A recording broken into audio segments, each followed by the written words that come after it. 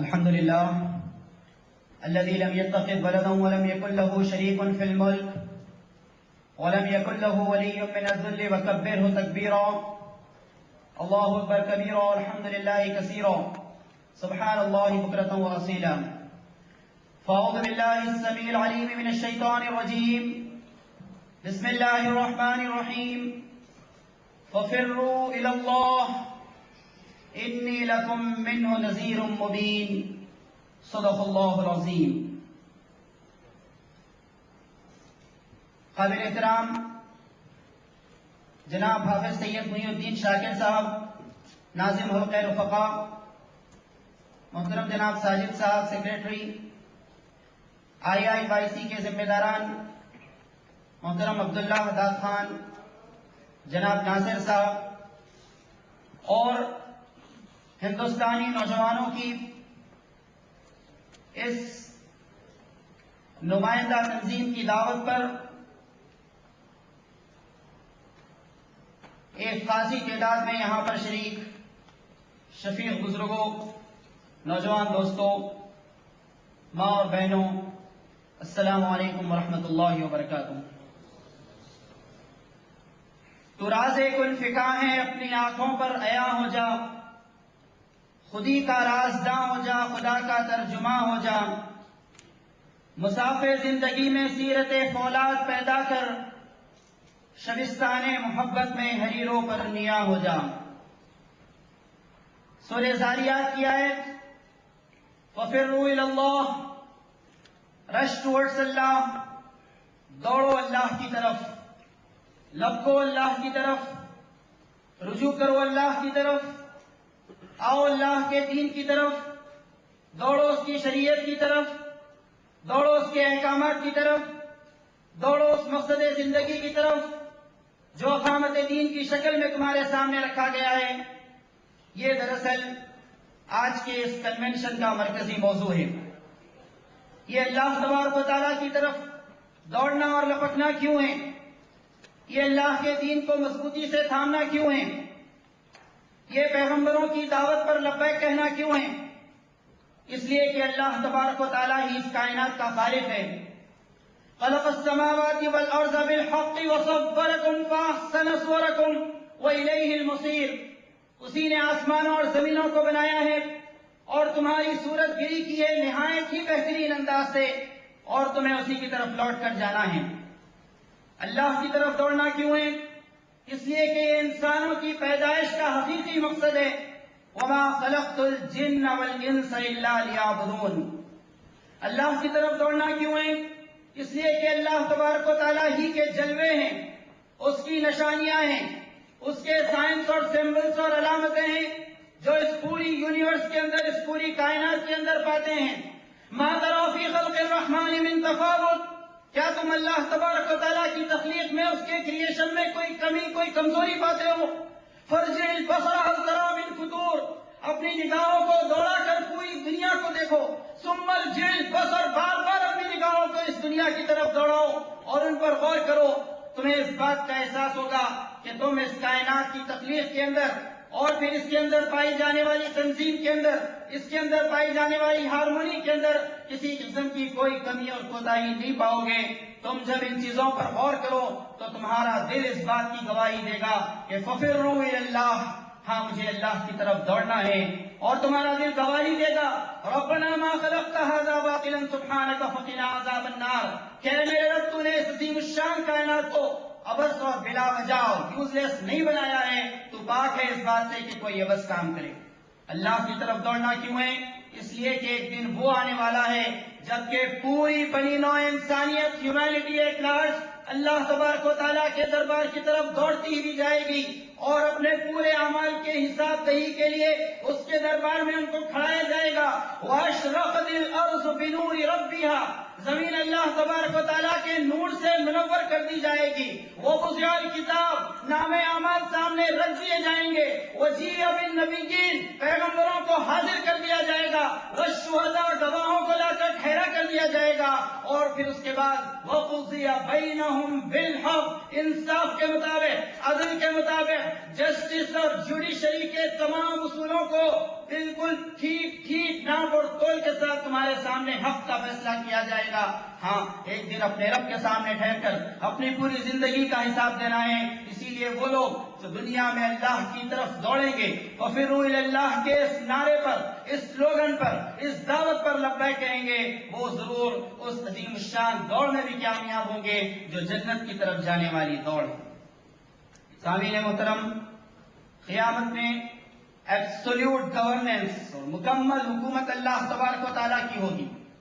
اور پکار کر کہا جائے گا، کہاں ہے فرعون، کہاں ہے شداد، کہاں ہے ہاران، اور کہاں ہے قارون، اور کہاں ہے حامان. کہیں سے کوئی جواب نہیں آئے گا.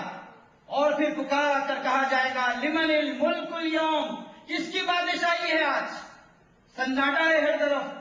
جواب دیا جائے گا، للہ الواحد القہار، واحد قہار ہی کی حکومت ہے، اللہ تبارک و تعالیٰ ہی کی حکومت ہے. یہ اللہ تبارک و تعالیٰ کے اس دربار میں پہنچنے کی ہم تیاری کریں، اس فَفِرُّوا إِلَى اللَّهِ کے نعرے کے ذریعے سے، اس سلوگن کے ذریعے سے. اللہ تبارک و تعالیٰ کی طرف دوڑنے کا یہ عمل کاہلی اور سست رفتاری سے نہ ہو، بیزارگی سے نہ ہو. وہ دوڑ مطلوب ہے جس میں تیز گامی پائی جائے، تیز رفتاری پائی جائے. قرآن مجید نے اہل ایمان کی تصویر پیش کی، وہ جو اللہ کی طرف دوڑتے ہیں. ان الذین هم من خشیۃ ربهم مشفقون، وہ اپنے رب کی خشیت سے لرزاں رہتے ہیں. والذین هم بآیات ربهم یؤمنون، وہ اپنے رب کی آیات پر ایمان رکھتے ہیں. والذین هم بربهم لا یشرکون، وہ اس کے ساتھ کسی کو شریک نہیں کرتے. والذین یؤتون ما آتوا وجلة قلوبهم وجلة انهم الى ربهم راجعون، وہ اللہ کی راہ میں کچھ خرچ بھی کرتے ہیں تو دل کی کیفیت یہ ہوتی ہے کہ دل ان کے لرزاں رہتے ہیں. اولئک یسارعون فی الخیرات، یہی وہ لوگ ہیں جو دوڑنے والے ہیں نیکیوں کی جانب. وہم لہا سابقون، اور وہ اس منزل کو پا لیتے ہیں جس کی طرف انہوں نے دوڑ دکھائی. پہنچ جاتے ہیں اس منزل کی طرف، اس گول اور ڈیسٹینیشن تک پہنچ جاتے ہیں. اس راہ میں نہ ان کے اوپر تھکن طاری ہوتی ہے، نہ کمزوری طاری ہوتی ہے، نہ وہ بزدل ہوتے ہیں، اور نہ وہ ہاتھ پاؤں توڑ کر اپنی جگہ بیٹھ جاتے ہیں مایوس ہو کر. فما بالوا لما اصابهم فی سبیل اللہ، کوئی ویل ان کے اندر نہیں پیدا ہونے پاتا. وما ضعفوا، نہ وہ کمزور پڑتے ہیں. وما استکانوا، نہ ان کے اوپر تھکان طاری ہوتی ہے. واللہ یحب الصابرین، یہی تو چاہتے ہیں اللہ تبارک و تعالیٰ. ایسے ہی لوگوں کو تو اللہ تبارک و تعالیٰ چاہتے ہیں، ایسے ہی لوگوں سے تو اللہ تبارک و تعالیٰ محبت کرتے ہیں. تیز رفتاری سے دوڑنا مقصود ہے اللہ کے اس راستے کی طرف، اللہ کے اس دین کے راستے کی طرف، اس صراط مستقیم کی طرف. دیکھیے غزوہ حنین کا منظر ہے. قبیلے بنو ثقیف اور بنو حوازن نے شدت سے تیر برسائے ہیں کہ مسلمانوں کے پاؤں اکھڑ گئے. لشکر اسلام تتر بتر ہو گیا، لوگ ادھر ادھر دوڑنے لگے. ایسے میں نبی کریم صلی اللہ علیہ وسلم میدان جنگ میں پوری پامردی اور استقامت کے ساتھ ڈٹ کر ٹھہرے ہوئے ہیں، اور آپ کی زبان سے الفاظ نکل رہے ہیں، انا النبی لا کذب، انا عبد المطلب، میں نبی ہوں، کوئی جھوٹا آدمی نہیں ہوں، میں عبد المطلب کے خاندان سے تعلق رکھتا ہوں. الی عباد اللہ، اے اللہ کے بندو آؤ میری جانب، ادھر آؤ ادھر آؤ، اے اللہ کے بندو میری جانب آؤ. تاریخ کی کتابیں نقشہ کھینچتی ہیں، ایک جملہ تھا، الی عباد اللہ، آؤ اللہ کی طرف، دوڑو اللہ کی طرف.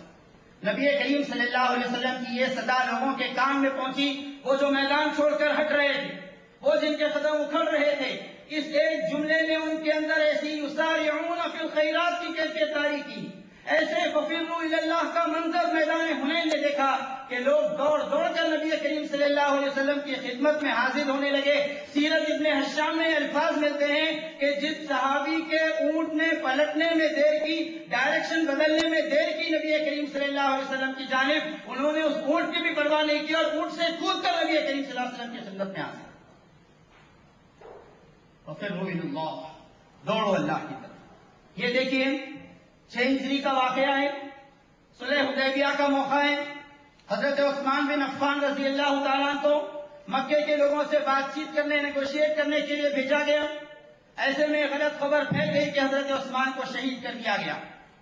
نبی کریم حضرت محمد مصطفیٰ صلی اللہ علیہ وسلم ایک درد سے ٹیک لگا کر بیٹھ اپنے ہاتھ کو بلند کیا اور کہا کہ لوگوں، یہ محمد کا ہاتھ نہیں ہے، یہ عثمان کا ہاتھ ہے، اور کون عثمان کی موت کا بدلہ لینے کے لیے موت پر بیعت کرتا ہے؟ کون عثمان کے خون کا بدلہ لینے کے لیے اپنی جان کا نذرانہ پیش کرنے کے لیے بیعت کرتا ہے؟ لوگ دوڑ پڑے، روایات میں آتا ہے کہ لپٹ پڑے، ایک دوسرے پر گرنے لگے، سبقت دینے لگے نبی کریم صلی اللہ علیہ وسلم کے ہاتھ پر بیعت کرنے کے لیے۔ یہ بیعت کچھ درہم اور ریال دینے کی بیعت نہیں تھی، یہ بیعت محض کچھ معاملات میں نماز اور روزے کے فرما برداری کی بیعت نہیں تھی، یہ تو موت کی بیعت تھی۔ اور نہتے مسلمان 1400 کی تعداد میں اس وقت مکہ مکرمہ کے قریب ٹھہرے ہوئے تھے۔ ایسے حالت میں وہ بیعت کا منظر بڑا عجیب منظر تھا۔ اللہ تبارک و تعالیٰ کو ان کا یہ دوڑنا، یہ لپکنا اتنا پسند آیا، سورہ فتح نازل ہوئی۔ لقد رضی اللہ عن المؤمنین اذ یبایعونک تحت الشجرہ فعلم ما فی قلوبہم فانزل اللہ السکینہ۔ اللہ تبارک و تعالیٰ ان مسلمانوں سے راضی ہو گیا ہمیشہ کے لیے کہ جو نبی کریم صلی اللہ علیہ وسلم سے بیعت کر رہے تھے۔ پیغمبر نے کہا تھا کہ لوگوں، یہ عثمان کا ہاتھ نہیں ہے، محمد کا ہاتھ ہے۔ اللہ تبارک و تعالیٰ یہ کہتا ہے کہ نہ یہ عثمان کا ہاتھ ہے، نہ یہ محمد کا ہاتھ ہے، ارے یہ تو اللہ کا ہاتھ ہے جس پر تم بیعت کر رہے ہو۔ ید اللہ فوق ایدیہم، اس ہاتھ پر اللہ کا ہاتھ۔ کتنا عمل پسند آیا اللہ تبارک و تعالیٰ کو؟ یہ دراصل ففروا الی اللہ ہے، تیز رفتار دوڑ مقصود ہے، یسارعون فی الخیرات کی کیفیت مطلوب ہے۔ اللہ تبارک و تعالیٰ کے راستے کی طرف دوڑنے کے بجائے انسانوں کے بنائے ہوئے قوانین کی طرف دوڑنے کا کیا انجام دنیا نے دیکھا؟ قائد انقلاب، مفکر اسلام، صاحب تفہیم القرآن سید مودودی علیہ رحمہ فرماتے ہیں کہ انسان جب سے پیدا ہوا ہے، دنیا جب سے تشکیل پائی ہے، اس وقت سے لے کر آج تک خونخوار قسم کے درندوں کے ہاتھوں اتنے انسان ہلاک نہیں ہوئے جتنے انسان خود انسانوں کے ہاتھوں ہلاک ہوئے۔ زمین کو انسانوں کی خون ریزی کے لیے جائز جگہ بنا لیا گیا۔ چنگیز خان اور ہلاکو خان کی تاریخ اٹھا کر دیکھیے، 25 لاکھ لوگوں کا قتل کیا انہوں نے۔ پہلی جنگ عظیم فرسٹ ورلڈ وار کے واقعات اٹھا کر دیکھ لیجئے، اس پہلی جنگ عظیم میں 85,35,315 انسانوں کا خون بہایا گیا۔ سیکنڈ ورلڈ وار کے واقعات اٹھا کر دیکھ لیجئے، 2 کروڑ انسانوں کو موت کے گھاٹ اتار دیا۔ ہیروشیما اور ناگاساکی کو فنا کر کے صفحہ ہستی سے مٹا کر رکھ دیا گیا۔ ہاں، کیا اسی لیے قرآن مجید نے کہا ہے ظہر الفساد فی البر والبحر بما کسبت ایدی الناس، خشکی اور تری میں فساد پھیل گیا انسانوں کے کرتوتوں کے نتیجے میں۔ مسلم شریف کی روایت ہے، حضرت ابو ہریرہ رضی اللہ تعالیٰ عنہ راوی ہیں کہ لَيَأْتِيَ النَّاسِ زَمَانٌ لَا يَدْرِي الْقَاتِلُ فِي أَيِّ شَيْءٍ قُتِلَ۔ ایک زمانہ ایسا آئے گا، دنیا دیکھے گی اپنی آنکھوں سے ایک زمانے کو کہ قاتل قتل کرے گا لیکن اس کو نہیں معلوم ہوگا کہ میں کیوں قتل کر رہا ہوں۔ وَلَا يَدْرِي الْمَقْتُولُ فِي أَيِّ شَيْءٍ قُتِلَ، اور جو بیچارہ مارا جا رہا ہے، جو بیچارہ مر گیا ہے، اس کو یہ نہیں معلوم ہوگا کہ آخر کس جرم کی اسے سزا دی گئی، موت کے گھاٹ اتار دیا۔ بلا وجہ انسانی جانوں کو ضائع کیا جائے گا۔ وہ انسانی جان جسے قابل احترام ٹھہرایا گیا تھا اس کو ضائع کیا جائے گا۔ یہ ففروا الی اللہ، اللہ کی طرف دوڑنے کے بجائے انسانوں کے بنائے ہوئے قوانین کی طرف دوڑنے کا انجام دنیا نے دیکھا۔ غیر اللہ کی طرف دوڑنے کا کیا انجام ہوا؟ وہ انسان جو اشرف المخلوقات تھا، جو مسجود ملائکہ تھا، فرشتوں کو حکم دیا گیا تھا کہ اس انسان کے آگے سجدہ کرے، وہ انسان جسے اتنا اونچا مقام اس زمین کے اوپر دیا گیا، وَلَقَدْ كَرَّمْنَا بَنِي آدَمَ وَحَمَلْنَاهُمْ فِي الْبَرِّ وَالْبَحْرِ، ہم نے انسان کی اولاد، آدم کی اولاد کی تکریم کی، ہم نے اسے اونچا مقام عطا کیا، رسپیکٹیبل ہستی اسے بنایا گیا۔ یہ انسان جب غیر اللہ کی طرف دوڑا تو پھر اس نے حقیر سے حقیر چیزوں کو اپنا خدا بنا لیا۔ لکڑی، مٹی اور پتھر کی اس نے عبادت اور پوجا شروع کی۔ صرف دریائے گنگا کے کنارے 4000 مناظر پائے جاتے ہیں جس میں شرک کے بے شمار مظاہر دیکھنے ہوتے ہیں۔ ہندوستان کے اندر ایک لنگایت فرقہ پایا جاتا ہے جو انسان کے قابل شرم حصوں کی پوجا اور عبادت کرتا ہے۔ فرانس کے اندر ایک قبیلہ پایا جاتا ہے جو باقاعدہ طور پر شیطان کی عبادت اور پوجا کرتا ہے۔ یہ وہ انسان جسے اشرف المخلوقات بنایا گیا تھا، اس کی یہ شان تھی کہ صرف ایک رب کے آگے اس کا سر جھکتا، لیکن اس نے لکڑی اور مٹی کے آگے سر جھکایا، محتاجوں کے آگے محتاجی کا اظہار کیا، بے بسوں کے آگے بے بسی کا احتجاج احتجاج کیا کس نے، اور وہ لوگ جو اس کی مدد نہیں کر سکتے تھے ان کے دربار میں اس نے گھٹنے ٹیک دیے۔ اس کا نتیجہ یہ ہوا کہ اللہ تبارک و تعالیٰ کا غصہ اور غضب نازل ہوا۔ آپ دیکھتے ہیں کہ انسانی تاریخ کا ایک بہت بڑا قبرستان نظر آتا ہے 36 بڑی تہذیبوں کی صورت۔ فرائنا کی تہذیب اٹھی اور فنا ہو گئی، آشوری تہذیب اٹھی اور ختم ہو گئی، کلدانی تہذیب اٹھی اور دفن ہو گئی، چینی تہذیب نے کچھ دن اپنا سکہ جمایا اور بوریا بستر لپیٹ کر رخصت ہو گئے۔ وہ تمام تہذیبیں اور تمدن جن کی بنیاد شرک تھی ان سب کا خاتمہ ہو گیا، لیکن انسانیت ایک ٹھوکر کھا کر سنبھلنے کے بجائے دوسری ٹھوکر کھانے کے لیے آگے بڑھتی ہی چلی گئی، اور کائنات کو تسخیر اور تدبر کا موضوع سمجھنے کے بجائے دنیا نے اس کو دیوتا بنایا۔ اس کا نتیجہ یہ ہوا کہ انسان ارذل ترین مقام پر پہنچا، جس کے بارے میں قرآن مجید نے کہا کہ ہم نے تو تمہیں بہت اونچا مقام دیا تھا، ثم رددناہم اسفل سافلین، تم پستیوں میں گر گئے، کمزوروں کے آگے جھک گئے، بے بسوں کے آگے بے بسی کا اظہار تم نے کیا، تم نے اپنے مقام کا پاس نہیں کیا جیسا کہ مقام کا پاس تمہیں کرنا چاہیے تھا۔ بزدلی اس کے نتیجے میں تاریخ ہوئی، وہن کا وہ شکار ہوئے۔ میناکشی پورم تمل ناڈو کا ایک صوبہ ہے، ایک اسلام کی لہر چلی تو ہزاروں لوگوں نے اسلام قبول کیا۔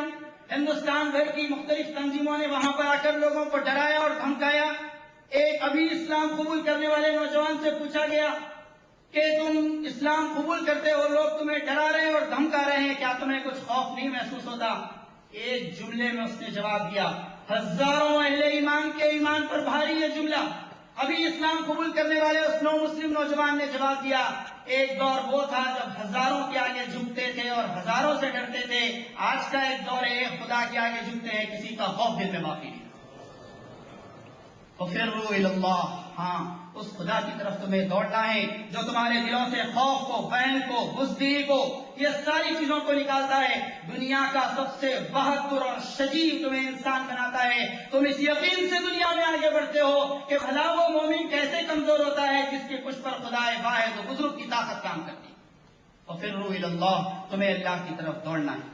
اللہ کی طرف دوڑنے کے بجائے مال و متاع دنیا کی طرف دوڑنے کا کیا انجام ہوا؟ یہ دنیا ہوس اور لالچ اور خود غرضی اور کرپشن اور بلیک منی کی آماجگاہ بن گئی، اور پھر انسانیت کے اوپر بے شمار قسم کے ظلم ہیں جو اس کے ذریعے سے برسائے گئے۔ بامبے کا وہ واقعہ آپ نے سنا ہوگا کہ ایک انتہائی غریب قسم کا آدمی گورنمنٹ ہاسپٹل گیا، ڈاکٹروں نے کہا کہ تمہارا پاؤں پورا خراب ہو گیا ہے، اسے کاٹ دینا پڑے گا۔ اس نے کہا ٹھیک ہے، کوئی اور ٹریٹمنٹ نہیں ہے تو اس پاؤں کو کاٹ دیا جائے۔ تو کہا ایسے ہی آپریشن نہیں ہوگا، ایسے ہی نہیں کاٹا جائے گا، 15,000 روپے آپ کو رشوت کے طور پر دینا ہوگا۔ وہ غریب جس کے جیب میں 15 روپے نہیں تھے، وہ 15,000 روپے کہاں سے دے سکتا ہے؟ سیدھے ہاسپٹل سے نکلا، بامبے کی سبربن ٹرین چلتی ہے، وہاں ٹریکس پر جا کر بیٹھا، اور جب ایک ٹرین آ رہی تھی اپنا پاؤں ٹرین کے آگے رکھ دیا، اس ٹرین نے 15,000 روپے لیے بغیر اس کا آپریشن کر۔ وہ انسانیت جو اللہ کے دین کی طرف، اس کے نظام کی طرف دوڑنے کے بجائے اس دنیا کے مال و متاع کی طرف دوڑی۔ گزشتہ 200-300 سال کا پورا سسٹم سود کی بنیاد پر دنیا میں قائم کیا گیا، اور آپ نے دیکھا کہ ایک بلبلا تھا پانی کا جو ریسیشن کی شکل میں، فائنینشیل سلو ڈاؤن کی شکل میں کولیپس ہوا، تو ہزاروں کمپنیاں بند ہوئی، بے شمار فیکٹریز کا دیوالیہ نکل گیا، اور آپ دیکھتے ہیں کہ آج پوری دنیا اس بحران سے نکل نہیں پائی ہے، اور اس کے بے شمار قسم کے مظاہر ایسا دیکھنے میں آتے ہیں۔ یو کے اندر آپ جائیں گے، بے شمار مسلم نوجوان گردواروں میں رہنے اور کھانا کھانے پر مجبور ہیں، اس لیے کہ جتنے جابس تھے وہ سارے کے سارے کلب ختم کر دیے گئے۔ یو ایس کی ایک مسجد میں، امریکہ کی ایک مسجد کے باہر ایک پوسٹر لگا ہوا دیکھا لوگوں نے نگاہ عبرت سے، اس پر ایک مسلم نوجوان نے لکھا کہ 2 وقت کا کھانا کھلا دے تو میں جاب کرنے کے لیے تیار ہوں، کسی تنخواہ کی ضرورت نہیں۔ یہ سود پر بنایا ہوا نظام تھا جو کولیپس ہوا تو یہ حشر ہوا۔ تاریخ بتاتی ہے کہ اسلام کا نظام معیشت، اس کا فائنینشیل اکنامیکل سسٹم پوری دنیا میں 1000 سال تک تقریباً چلتا رہا۔ کبھی اتنے بڑے پیمانے پر انمپلائمنٹ کا واقعہ نہیں، کبھی اتنے بڑے پیمانے پر انڈسٹریز نہیں ڈوبے، کبھی ایسا ریسیشن کا واقعہ دنیا نے نہیں دیکھا، اور پھر یہ کہ اتنا بڑا بحران کبھی نہیں آیا۔ اس لیے انسانیت کو یہ دعوت پیش کرنے کی ضرورت ہے، فَفِرُّوا إِلَى اللَّهِ، وہ دوڑے اللہ کی طرف۔ اللہ کی طرف دوڑنے کے بجائے مغربی تہذیب اور ویسٹرن کلچر کی طرف ہم نے دوڑ کر دیکھا، اور پھر یہ کہ وہ تہذیب، وہ کلچر جس کا مقصد عیاشی ہے، ایٹ ڈرنک اینڈ بی میری، ان کا سلوگن ہے، کھاؤ پیو اور مست رہو، عیش کرو، تہذیب کا روح رواں سگمنڈ فرائڈ نوجوانوں کو مخاطب کر کے کہتا ہے کہ لڑکیوں کو گھورنا، گرلز کالجز کے اطراف منڈلانا یہ نوجوانوں کی فطرت ثانیہ کا حصہ ہے، اس لیے اس سے انہیں نہیں منع کرنا چاہیے. اس طرح کی تہذیب کا ایک بڑا نمونہ آپ نے دنیا میں دیکھا. اسلام نے دنیا کو نکاح کا تحفہ دیا تھا، ویسٹ نے دنیا کو ایڈز کا تحفہ دیا. اسلام نے ایک مضبوط اسٹرانگ فیملی سسٹم کی بنیاد رکھی تھی، ویسٹرن کلچر نے ٹوٹتا بکھرتا ہوا ایک نظام پیش کیا. آج امریکہ میں 40% بچے ایسے ہیں کہ جن کے فادرز کالم کی جگہ چھوڑی جاتی ہے اور صرف ماں کا نام لکھا جاتا ہے، اس لیے کہ اس کے باپ کا صحیح اتا پتہ نہیں معلوم ہے. یہ 40% کی تعداد پر آپ پریشان مت ہوئیے، اس لیے کہ یہ آگے بڑھتے بڑھتے پاناما کے اندر 75% کے اندر پہنچ چکی. سروگیسی کے نام پر، ہومو سیکسوالٹی کے نام پر، سویپنگ آف وائف کے نام پر اس طرح کی بے شمار قسم کی چیزیں نکالی گئی اور انسانیت کو، ہیومینٹی کو اخلاقی بحران کے اندر ایک کیریکٹر کے حساب سے ایک انارکی کے اندر مبتلا کر دیا گیا. اس کے اثر سے ہمارا اپنا ملک بھی محفوظ نہیں رہا، ہمارا اپنا فیملی سسٹم بھی ٹوٹ پھوٹ کا شکار ہوا. صرف 2005 سے لے کر 2007 تک 2 سال کی چھوٹی سی مدت میں صرف ایک شہر بامبے میں 1,32,000 شادیاں ہوئی. ایک سال کے اندر 40,000 کپلز نے ڈیورس کے لیے فائل کیا. ایک سال کے اندر 1,32,000 شادیاں ہوئی اور 40,000 لوگوں نے طلاق کے لیے مقدمہ دائر کر دیا. آپ دیکھتے ہیں کہ یہ ویسٹرن کلچر کا گفٹ ہے جو دنیا جھیل رہی ہے اور اسے جھیلنا ہے آگے تک. جس رفتار سے، جس ریٹ سے اس وقت ہندوستان میں ایڈز پھیل رہا ہے، 2025 تک ہندوستان کے اندر 3 کروڑ ایڈز کے پیشنٹ، 3 کروڑ ہر گلی میں، ہر کالونی میں، ہر بس کے اندر، ہر ٹرین کے اندر آپ کو چند ایڈز پیشنٹ سفر کرتے ہوئے نظر آئیں گے اگر اسی رفتار سے ایڈز پھیلتا چلا گیا. ورلڈ کپ فٹ بال کے موقع پر مقامی لڑکیاں پروسٹیٹیوشن کے لیے ناکافی محسوس ہوئی تو سری لنکا، نیپال اور تھائی لینڈ سے 18,000 لڑکیوں کو متفق کیا گیا کہ کہیں وہ ٹورسٹ جو میچ دیکھنے کے لیے آ رہے ہیں ناراض نہ ہو جائیں، غصے میں نہ آ جائیں، واپس نہ چلے جائیں، اسی لیے ان کے لیے بھی تو کچھ انتظام کرنا. نظر کو خیرہ کرتی ہے چمک تہذیب حاضر کی، یہ سنائی مگر جھوٹے لوگوں کی خیرہ کاری. یہ جھوٹے موتی ہیں، بظاہر چمکتی ہوئی تہذیب ہے، بظاہر انسان کو اٹریکٹ کرنے والی تہذیب ہے، لیکن آپ دیکھتے ہیں کہ بے شمار قسم کے مسائل کے بیچ میں انسانیت کو اس نے لا کر ٹھہرا دیا ہے. اسی لیے ہم دعوت پیش کرتے ہیں نوجوانوں کے سامنے کہ مغربی تہذیب اور ویسٹرن کلچر کی طرف دوڑنے کے بجائے رش ٹورڈز اللہ ففروا الی اللہ، دوڑو اللہ کی طرف. وہ لوگ جو اللہ کی طرف دوڑنے کا ارادہ کر لیں ان کے سامنے چند بڑے اور اہم چیلنجز پیش ہوں گے. سب سے بڑا اور اہم چیلنج یہ ہوگا کہ انسانوں کو جمع کرنا، انسانوں کو قوت بنانا، ان کے ذریعے سے زبردست قسم کی فورس اور طاقت کو تیار کرنا، اس یقین کے ساتھ کہ ہر انسان بدل سکتا ہے، ہر برا آدمی بدکار نیک بن سکتا ہے، ہر کافر مسلمان ہو سکتا ہے. انسانوں کی کمزوریوں پر نظر نہیں رکھی جائے گی، ان کی خوبیوں اور پازیٹو ایسپیکٹ پر نظر رکھی جائے گی، ان کی صلاحیتوں کو اسلام کے لیے استعمال کیا جائے گا. انسان بدلیں گے، ہمارے ساتھ آئیں گے اور پھر یہ کہ اسلام کی اس خدمت کے لیے اپنے آپ کو تیار کریں گے. جو جتنا آئے گا اسے اتنا قبول کرنا ہوگا، جو جس لیول اور جس چیلنج کے ساتھ آئے گا اس کو اسی کے مطابق اسلام کے لیے استعمال کرنا ہوگا. آپ اس منظر کو نہیں دیکھتے؟ حضرت عدی بن حاتم رضی اللہ تعالیٰ نبی کریم صلی اللہ علیہ وسلم کی خدمت میں پہنچے، بہت اونچے درجے کے عیسائی رہنما، عیسائی راہب، اور انہوں نے اسلام قبول کیا. کہا کہ یا رسول اللہ اسلام تو قبول کرنے کے لیے تیار ہوں، نماز بھی پڑھنے کے لیے تیار ہوں، لیکن نہ رکوع کروں گا نہ سجدہ کروں گا، میری طبیعت اس بات کی اجازت نہیں دیتی کہ میں اپنے آپ کو اتنا ذلیل کروں کہ جھک جاؤں اور زمین پر سر رکھ دوں، میں یہ کام نہیں کر سکتا. قربان جائیے محمد عربی صلی اللہ علیہ وسلم پر، آپ نے ان کو اجازت دی. کہا کہ عدی بن حاتم ٹھیک ہے تم اسلام قبول کر لو اور تم نماز میں رکوع اور سجدہ نہیں کرنا چاہتے ہو تو تمہاری مرضی، تمہیں اس کی اجازت دی جاتی ہے. آئے مسجد میں نماز پڑھنے کے لیے اور نماز پڑھتے تھے پوری شروع سے آخر تک کھڑے رہ کر، نہ رکوع کرتے تھے نہ سجدہ کرتے. ایک مرحلے پر یہ کیفیت ہوئی کہ رکوع کے جب سب لوگ رکوع میں جاتے تو آہستہ سے جھکنے لگے. ایک دن وہ آیا کہ بے اختیار سجدے میں گئے. ففروا الی اللہ انی لکم منہ نذیر مبین. جو جتنا آئے گا اسے قبول کرنا ہوگا، اسلام کے لیے اسے استعمال کرنا ہوگا، دین کو آسان بنا کر پیش کرنا ہوگا، نفرتیں اور کدورتیں پیدا نہیں کرنا ہے، شدت پسندی اختیار نہیں کرنا ہے، چھوٹے چھوٹے فقہی مسئلوں میں لوگوں کو مبتلا نہیں کرنا ہے، بلکہ جو براڈ ایسپیکٹ ہے اسلام کے وہ لوگوں کے سامنے پیش کرنا ہے۔ یہ اس وقت مسلم نوجوانوں کے سامنے ففروا الی اللہ کا سب سے بڑا چیلنج ہے۔ اس کا دوسرا چیلنج یہ ہے کہ اس تیز رفتاری سے بدلتے ہوئے زمانے پر اپنی گرفت کو قائم رکھنا۔ آج یہ دور جو جیٹ اور ریڈار کا دور ہے، یہ دور جو ڈش اینٹینا کا دور ہے، یہ دور جو سیٹلائٹ اور موبائل اور انٹرنیٹ کا دور ہے، اس کے اندر بہت تیز رفتار تبدیلیاں آ رہی ہیں۔ پہلے زمانے میں بات کہی جاتی ہے کہ ایک فیشن شروع ہوتا ہے لندن سے اور وہاں سے سفر کرتا ہے کراچی کی جانب اور پھر بامبے سے بالی ووڈ کی منظوری لیتا ہوا حیدرآباد تک پہنچتا ہے۔ وہ زمانہ چلا گیا۔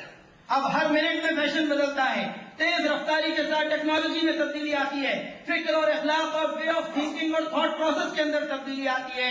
ہر تبدیلی کو روکنا، اس کے آگے بند باندھنا مشکل ہے۔ لہذا امت کے نوجوانوں کے سامنے یہ چیلنج ہے کہ وہ ان تبدیلیوں کا، ان چینجز کا ڈائریکشن مقرر کریں، اس ڈائریکشن کو ڈیسائیڈ کریں، اس کے لیے اجتہاد کی صلاحیت ہو، وہ کریٹو تھنکنگ اور نوبل تھنکنگ ان کے اندر پیدا کرنا، یہ ففروا الی اللہ کا ایک بہت بڑا چیلنج ہے۔ ففروا الی اللہ کا تیسرا بڑا چیلنج یہ ہے کہ ان تبدیلیوں سے جو دنیا میں واقع ہو رہی ہیں، دو ہستیاں سب سے زیادہ متاثر ہونے والی ہیں۔ کلچرل تبدیلیوں سے سب سے زیادہ متاثر ہونے والی ایک طرف تو عورتیں ہیں اور دوسری طرف نوجوان ہیں۔ خرم مراد علیہ رحمہ فرماتے ہیں کہ عورتیں ہمارے دین کی پناہ گاہ ہیں، یہ امت کا نصف حصہ ہیں، یہ مستقبل کا ہراول رستہ ہیں۔ دین کے حدود میں رہ کر سوسائٹی میں ان کو ایکچوئل مقام اور پوزیشن دینا، یہ دراصل ان تبدیلیوں کا مقابلہ کرنے کے لیے ضروری ہے۔ اور پھر دوسرا اہم گروہ ہمارا وہ نوجوان ہیں جو فطرتاً ہر نئی چیز کو قبول کرنے کے لیے تیار ہوتے ہیں، جس کے بن جائیں اس کے لیے سر دھڑ کی بازی لگا دیتے ہیں، آسمان سے تارے نوچ کر لانے، پاتال میں اتر جانے کے لیے تیار ہوتے ہیں۔ اور یہ خوش قسمتی کی بات ہے کہ پوری امت کا 60% حصہ نوجوانوں پر مشتمل ہے۔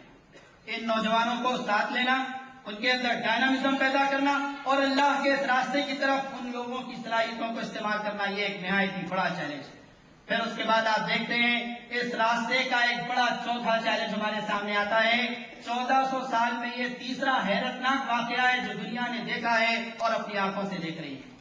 پہلا حیرتناک واقعہ یہ تھا کہ اسپین کے اندر مسلمانوں کا کنٹرول اور حکومت کا قائم ہونا۔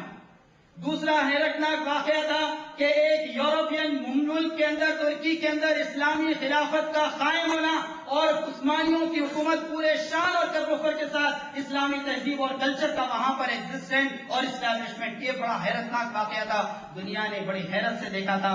آج دنیا ایک تیسرے حیرتناک واقعے کو دیکھ رہی ہے کہ لندن سے لے کر لاس اینجلس تک قدم قدم پر مسلمانوں کی بستیاں وجود میں آئی ہیں، ہزاروں کی تعداد میں مسلم ہر طرف آپ کو نظر آتے ہیں اور آپ دیکھتے ہیں کہ ان کی مسجدیں نظر آتی ہیں، سڑکوں پر سے گزرنے والوں کی کان میں اذان کی آواز ملتی ہے، تعلیم قرآن کے مدرسے قائم ہو رہے ہیں۔ الیکشن میں مسلمانوں کے ووٹ فیصلہ کن حیثیت کئی ممالک کے اندر اختیار کر چکے ہیں۔ کئی ایسے کنٹریز ہیں جہاں مسلمان سیکنڈ لیول پر، دوسری پوزیشن پر آ گئے ہیں کرسچنز اور عیسائیوں کے بعد۔ کیا یہ تاریخ کا تیسرا حیرتناک لمحہ نہیں ہے جس سے ہم گزر رہے ہیں؟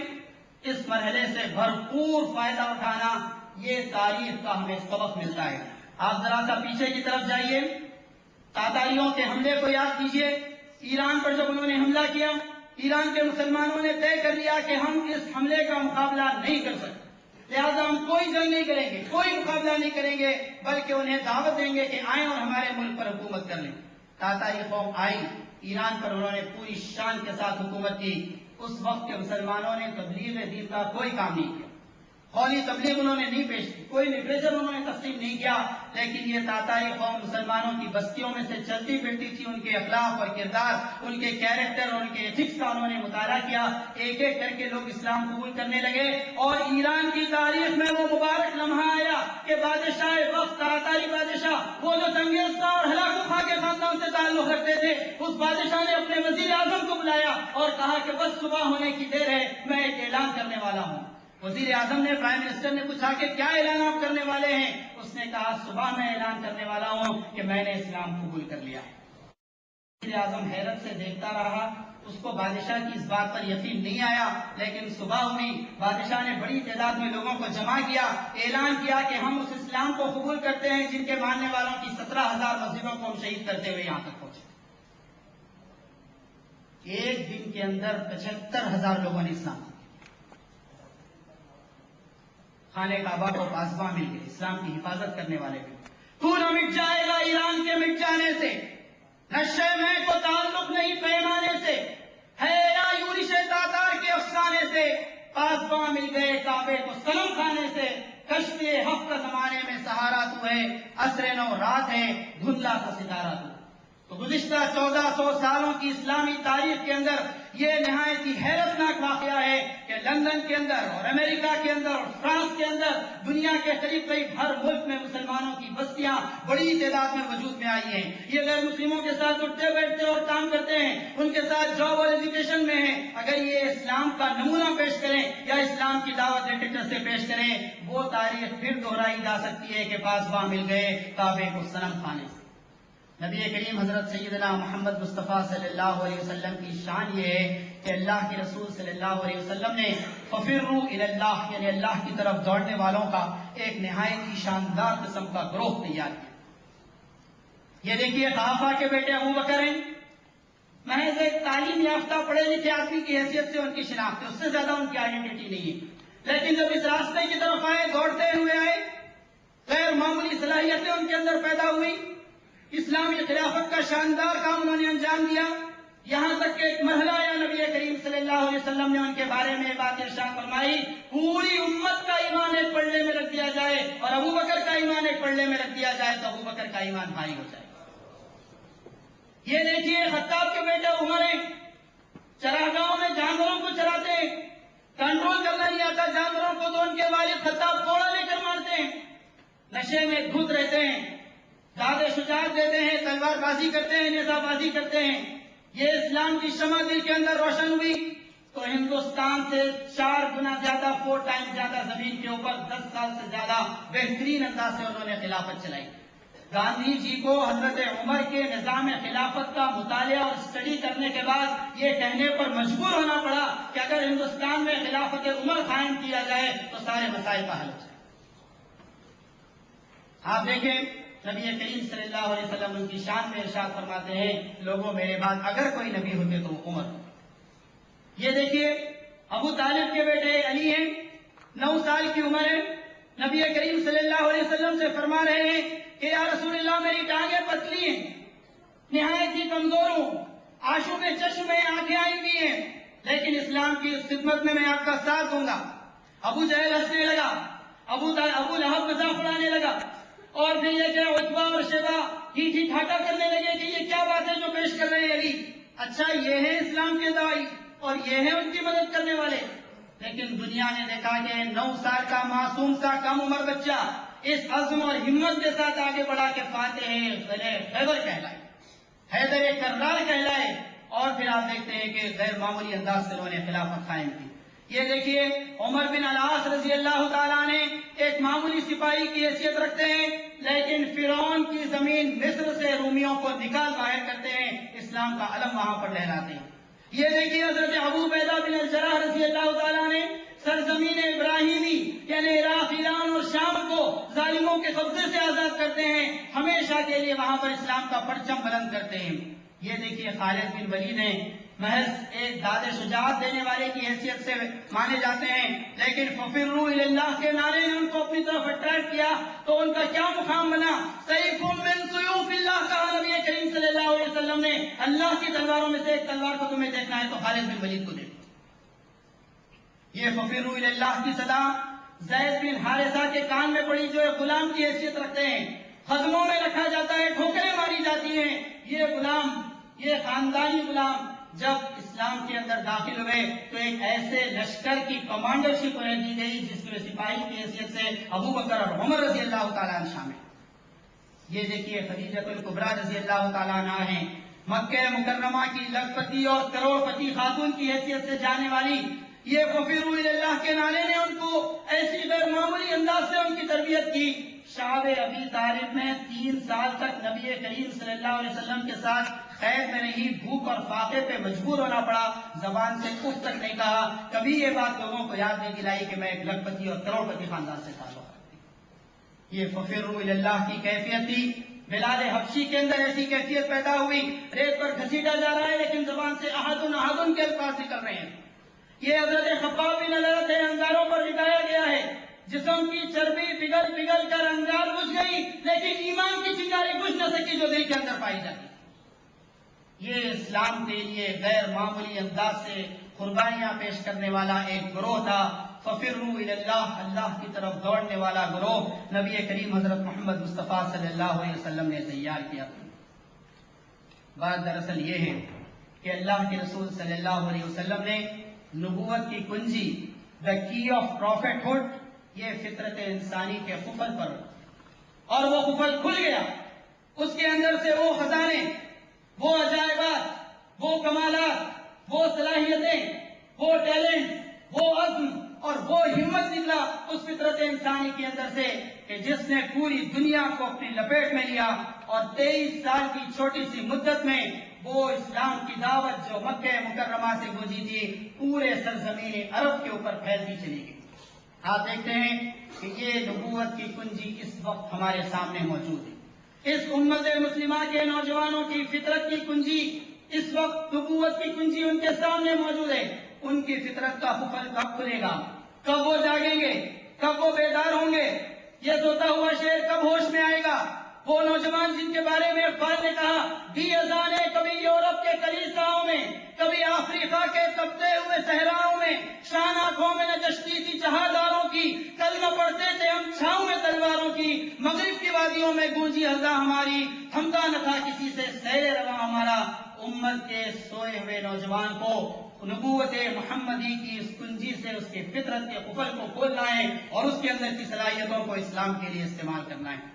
کیا وہ نوجوان نہیں جانتا کہ اللہ تبارک و تعالیٰ نے اسے وارث قرآن کہا ہے، قرآن مجید کا وارث کہا ہے؟ سورہ فاطر پڑھیے، ثم اورثنا الکتاب الذین اصطفینا من عبادنا، ہم نے ان بندوں کو جنہیں ہم نے چن لیا اللہ تبارک و تعالیٰ کی آخری کتاب قرآن مجید کا وارث بنایا۔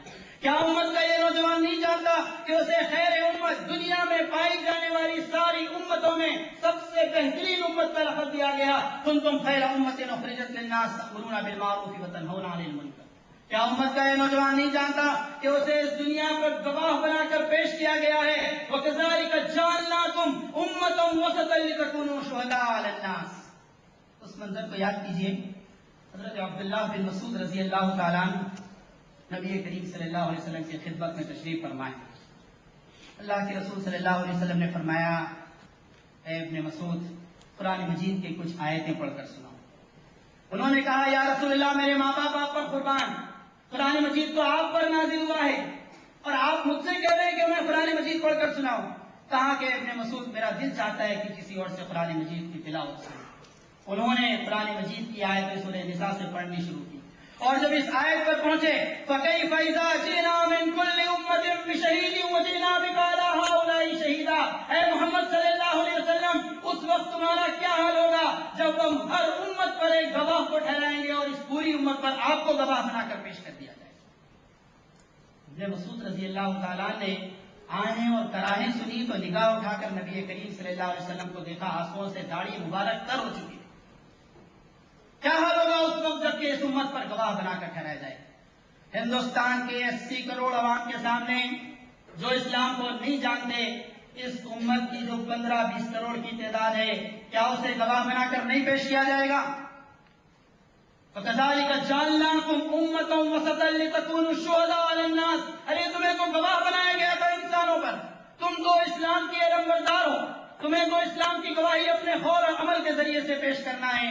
وَاجْتَبَاكُمْ وَمَا جَعَلَ عَلَيْكُمْ فِي الدِّينِ مِنْ حَرَجٍ، اللہ تبارک و تعالیٰ نے تمہیں چن لیا ہے، دین کے معاملے میں کوئی تنگی نہیں رکھی ہے۔ وَسَمَّاكُمُ الْمُسْلِمِينَ، مسلمان جیسا پیارا نام رکھا گیا ہے تمہارا۔ مِنْ قَبْلُ وَفِي هَذَا لِيَكُونَ الرَّسُولُ شَهِيدًا عَلَيْكُمْ وَتَكُونُوا شُهَدَاءَ عَلَى النَّاسِ، تم سے پہلے بھی جو فرما بردار قومیں تھیں، اللہ کے دین کی داعی تھی، ان کا بھی یہ نام تھا، ان کی بھی یہ ریسپانسبلٹی تھی، لِتَكُونُوا شُهَدَاءَ عَلَى النَّاسِ، کہ وہ لوگوں کے سامنے اسلام کی دعوت پیش کریں۔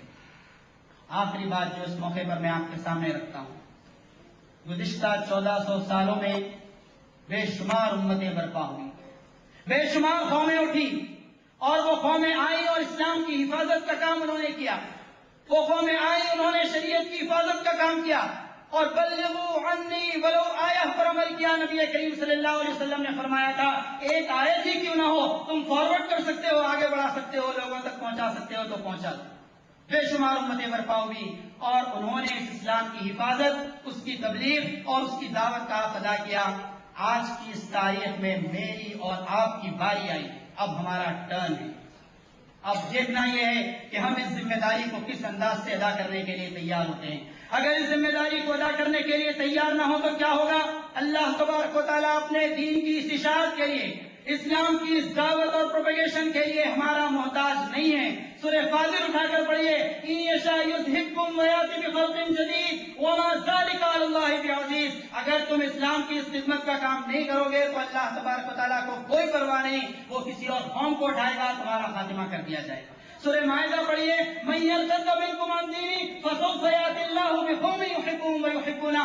اللہ کے دین کے ریکوائرمنٹس، اس کے ڈیمانڈس، اس کے تقاضوں پر تم عمل نہ کرو، فسوف یأتی اللہ بقوم، اللہ تعالیٰ کسی اور قوم کو اٹھا کر کھڑا کر دے گا۔ سورہ محمد 26 پارے میں آخری آیت پڑھیے، وَإِن تَتَوَلَّوْا يَسْتَبْدِلْ قَوْمًا غَيْرَكُمْ ثُمَّ لَا يَكُونُوا أَمْثَالَكُمْ۔ تم نے یہ کام نہیں کیا تو اللہ کو تمہاری کوئی پرواہ نہیں ہے، ایک نئی قوم کو اٹھایا جائے گا، ثُمَّ لَا يَكُونُوا أَمْثَالَكُمْ، تمہاری طرح کاہل نہیں ہوگی، تمہاری طرح نکمّی نہیں ہوگی، تمہاری طرح کام چور نہیں ہوگی، تمہاری طرح مقصد سے جی چلانے والی نہیں ہوگی، بلکہ وہ آگے بڑھے گی اور اسلام کی خدمت کا کام انجام دینے والی ہوگی۔ ثُمَّ لَا يَكُونُوا أَمْثَالَكُمْ، تمہاری طرح کا مظاہرہ وہ نہیں کریں گے، تمہاری طرح کا عمل ان کا نہیں ہوگا۔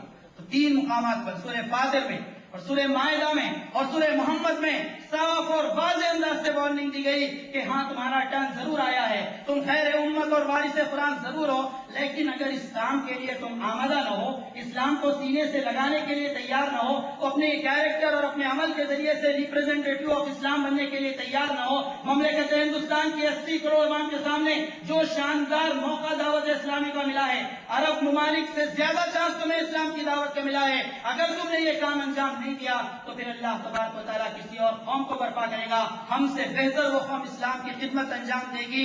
علامہ اقبال کہتے ہیں، آبا میرے لاتی و مناتی، تو سیدی ہاشمی کی دو اولاد، کہ میں پنڈت گھرانے سے تعلق رکھتا ہوں، براہمن پنڈت گھرانے سے، اور میرے باپ دادا رات اور منات کی پوجا کرنے والے، مٹی اور پتھر کے آگے جھکنے والے، میں اسلام کی ایسی خدمت کرتا ہوں، ارے تمہیں کیا ہو گیا ہے؟ تم تو خاندانی مسلمان ہو، تمہارے باپ مسلمان اور تمہارے دادا مسلمان، آبا میرے لاتی و مناتی، تو سیدی ہاشمی کی اولاد۔ بے شمار مثالیں، بے شمار مثالیں آج کے اس دور میں پیش کی جا رہی ہیں اللہ تبارک و تعالیٰ کی طرف سے کہ خاندانی مسلمان، اور پھر یہ کہ برسوں سے جن کے خاندانوں کے اندر اسلام کا چلن ہے، اگر وہ اسلام کی خدمت نہیں کریں گے، آپ دیکھیے کہ ہم سے زیادہ باصلاحیت لوگ آگے آ رہے ہیں، وہ اسلام قبول کر رہے ہیں، اسلام کی اس دعوت کو وہ انجام دے رہے ہیں، اور پھر یہ کہ قرآن مجید کی اس آیت کے مطابق کہ اللہ تبارک و تعالیٰ کی بے شمار نشانیاں اب اس کائنات میں دن بدن واضح ہوتی چلی جا رہی ہیں، اور پھر اللہ کا منظر بار بار دیکھنے میں آ رہا ہے۔ اللہ تبارک و تعالیٰ نے یہ بات بیان کی، سنريهم آياتنا في الآفاق وفي أنفسهم حتى يتبين لهم أنه الحق۔ محمد عربی صلی اللہ علیہ وسلم کی خدمت میں کچھ لوگ آئے، کہا کہ یا رسول اللہ صلی اللہ علیہ وسلم، موسیٰ کو عصا اور ید بیضا دیا گیا تھا، حضرت عیسیٰ کو یہ معجزہ دیا گیا تھا کہ وہ نابینا کو اچھا کر دیتے تھے، اور پھر یہ کہ حضرت داؤد اور سلیمان کو جنات کے ان کے ہاتھوں میں مسخر کیا گیا تھا، اور یہ پیغمبروں کو یہ اور یہ معجزے اور میراکل دیے گئے تھے، آپ ہمارے سامنے کوئی معجزہ کیوں نہیں پیش کرتے؟ نبی کریم صلی اللہ علیہ وسلم نے غور سے ان کی اس پوری تقریر کو سنا، اور جواب میں آپ نے سورہ آل عمران کی آخری رکوع کی تلاوت پیش کی، ان فی خلق السماوات والارض واختلاف اللیل والنہار لآیات لأولی الالباب۔ اس کائنات کو میں نشانی کے طور پر پیش کرتا ہوں، اس یونیورس کو میں معجزے کے طور پر پیش کرتا ہوں کہ دنیا جتنا آگے بڑھتی چلی جائے گی، علم جتنا ترقی کرتا چلا جائے گا، ایکسپلوژن آف نالج اور انفجار علم کا جتنا کام ہوتا چلا جائے گا، سائنس اور ٹیکنالوجی جتنی ترقی کرتی جائے گی، ایناٹومی اور فزیولوجی اور اینتھروپولوجی اور پریگمیٹزم اور فلائزم، اس کے اندر جتنی ریسرچ ہوتی چلی جائے گی، اسلام کی سچائیاں، قرآن مجید کی تفسیر کھلتی چلی جائے گی، لوگوں کے سامنے واضح ہوتی چلی جائے گی۔ سنریہم آیاتنا فی الآفاق، وہ وقت آ گیا ہے کہ ہم قریب ہم اس کائنات میں سے ایسی ایسی نشانیاں تمہارے سامنے پیش کریں گے کہ تم حتی یتبین لہم انہ الحق، حق کھل کر تمہارے سامنے آ جائے۔ بدقسمتی کی بات یہ ہوئی کہ سائنٹیفک جتنے ایڈوانسمنٹ اور ڈیولپمنٹ ہوئے وہ گزشتہ 400 سالوں میں غیر مسلموں کے ہاتھوں سے ہوئی، اور جو نئی باتیں معلوم ہوئی جو اسلام کی تشریح کرتی ہیں، قرآن مجید کی آیتوں کا شاندار اور ڈائریکٹ ایکسپلینیشن ہے، ان آیتوں کو غیر مسلموں نے اسلام کے خلاف استعمال کیا۔ اگر مسلمان سائنسداں ہوتے، اگر مسلمان اینتھروپولوجسٹ ہوتے، اگر مسلمان سوشل سائنسز میں ریسرچ کرتے، اور پھر یہ کہ علم کی قیادت ان کے ہاتھوں میں ہوتی، تو پھر یہ ان تمام ڈیولپمنٹ اور انوینشن کو قرآن مجید کی ایک ایک آیت کی روشنی میں پیش کرتے، اور حتی یتبین لہم انہ الحق، حق کھل کر لوگوں کے سامنے آ جاتا۔ آج بھی موقع ہے امت کے وہ نوجوان جو علم حاصل کر رہے ہیں، جو سائنس اور ٹیکنالوجی کے میدان میں آگے بڑھ رہے ہیں، وہ پیسوں کی پرنٹنگ مشین بن کر نہ رہ جائیں، ڈالر اور ریال چھاپنے والی مشین بن کر نہ رہ جائیں، اپنے اسٹینڈرڈ آف لائف کو بلند کرنے والے بن کر نہ رہ جائیں۔ کم از کم ہر گھر سے ایک نوجوان تو اٹھنا چاہیے، ہر 5 گھروں سے ایک تو مسلم نوجوان ایسا اٹھے جو اس سائنٹیفک ایڈوانسمنٹ کے اندر اپنا رول ادا کرے، سائنسی ترقیوں کے اندر ریسرچ اور تحقیق کے میدان میں آگے بڑھے، اور دنیا کے سامنے یہ بات پیش کرے کہ نالج ایکسپلوژن کی آج تم بات کر رہے ہو، انٹرنیٹ اور ای میل کی آج تم بات کر رہے ہو، سپر سونک اور ریڈار ٹیکنالوجی کی آج تم بات کر رہے ہو۔ قرآن مجید نے کہا کہ ہاں، علم کے دروازے ہم کھولتے چلے جائیں گے، سنریہم آیاتنا فی الآفاق وفی انفسہم، تمہاری اپنی جان اور نفس کے اندر، اس کائنات کے اندر اسلام کی نشانیاں اللہ تبارک و تعالیٰ پیش کرتے چلے جائیں گے۔ یہ نشانیاں آہستہ آہستہ کھل رہی ہیں، واضح ہو رہی ہیں، اگر بہتر انداز سے استعمال کریں، امت کا نوجوان آگے بڑھے، رش ٹورڈز اللہ ففروا الی اللہ کے اس نعرے کو اپنے دلوں میں بسا لے، وہ منظر پھر سے تازہ ہو سکتا ہے جس کا نقشہ قرآن مجید نے کھینچا، وَرَأَيْتَ النَّاسَ يَدْخُلُونَ فِي دِينِ اللَّهِ أَفْوَاجًا، تم اپنی نگاہوں سے دیکھو گے کہ لوگ فوج در فوج اسلام کے اندر داخل ہوئے۔ بے خبر تو جوہر آئین ایام ہے، بے خبر تو جوہر آئین ایام ہے، تو زمانے میں خدا کا آخری پیغام ہے، قوت عشق سے ہر پست کو بالا کر دے، دہر میں اسم محمد سے اجالا کر دے، رب اغفر وارحم وانت خیر الراحمین، وصلی اللہ تعالی علی خیر خلقہ سیدنا محمد وعلی آلہ وصحبہ اجمعین برحمتک یا ارحم الراحمین، والحمد للہ رب العالمین۔ السلام علیکم۔